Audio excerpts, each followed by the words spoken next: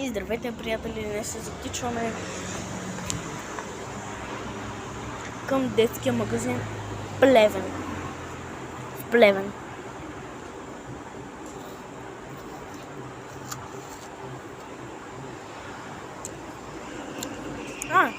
Забрах да ви кажа, днес съм в стениска на AC/DC. Който е фен на AC/DC да пише или го харесва, или да слушам някоя песен, или се абонира, както той си реши. Обръщам камерата. Работно време DCD-55, адрес град Плевен, улица Васил Левски, номер 48. Магазин за детски дрехи и играчки. Магазин за детски дрехи и играчки. Улица Васил Левски, номер 48, град Плевен. Работното време няма значение. То принципно от 9 до 18. Управител е Димитринка Димитрова. И така, чао!